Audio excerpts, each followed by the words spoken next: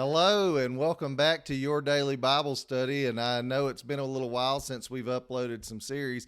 I want to say over the course of this program, we've uploaded about 17 series or something like that over the last year. And my son Polly's helped me with every single one of them. So I'm so thankful he's the one running the camera and doing all the editing for the show here. But we did want to get another series out there. We felt like it was time. It's been several months. So we sent out a video about 2 weeks ago asking for some ideas, and we got 3 or 4 ideas that came back to us for ideas for topics for the next Bible study series. So we're going to use those to create the next 3 or 4 that we have, and then we'll send out another kind of survey and see who wants to give us some more ideas. But the topic that came through that I felt most connected to was somebody had asked, what's the process of sanctification?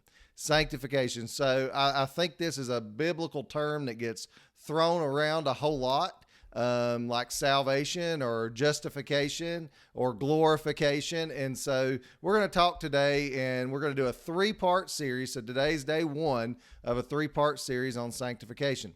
So the first thing you need to understand about the word sanctification is it comes from a Greek term, and that Greek term is hagiosmos, hagiosmos, and that just means holiness or to be set apart. So when you think about sanctified, what you're really thinking is holy, and when you think holy, what you're really thinking is set apart, somebody who's been set apart for God. Okay, so I want to start with a scripture that kind of comes to mind about our set apartness as Christians for God. So it's out of John chapter 17, and we're going to read from verse 14 to 19, because this is kind of where the New Testament concept of sanctification comes into play. So Jesus is praying to God. It's right before he's about to go and be crucified, and this is what he says. He says, he's talking to God here in his prayer, and he says, I have given them your word, and the world has hated them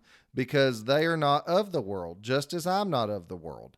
I do not pray that you should take them out of the world, but that you should keep them from the evil one. They are not of the world, just as I am not of the world. Sanctify them by your truth. Your word is truth. As you sent me into the world, I also have sent them into the world.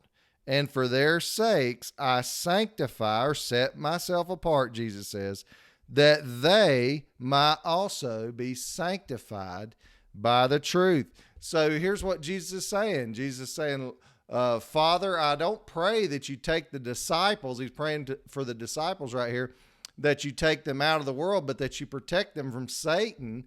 And I pray that you set them apart for you. Basically, I pray that you save them. Okay, so now how is a person saved? The first part of sanctification is another word called justification. And that word justify is like just if I had never sinned before. Justified. Okay, so we're talking about salvation, and the first stage of sanctification is justification. It's how do we deal with our sin debt before God. And here's what Paul writes to the Ephesians in Ephesians chapter 2. So if you'll go in your Bible, Ephesians chapter 2, verses 8 through 10, this is what Paul writes.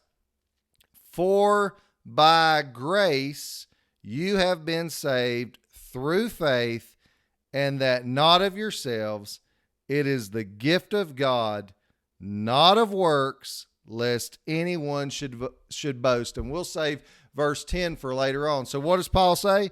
The first step to sanctification is faith. Faith in who? Faith in Jesus. John 3:16. For God so loved the world that he gave his only begotten Son, that whosoever believeth in him shall not perish, but have everlasting life.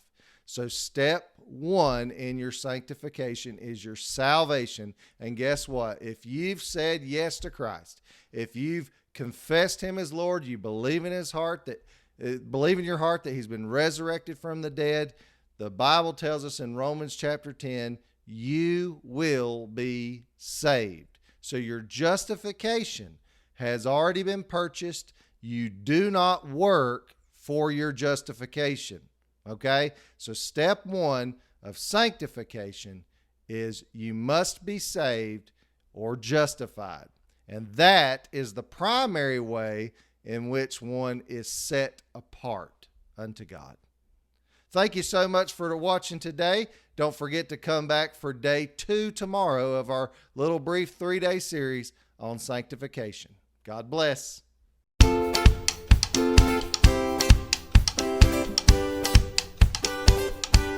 Subscribe for more.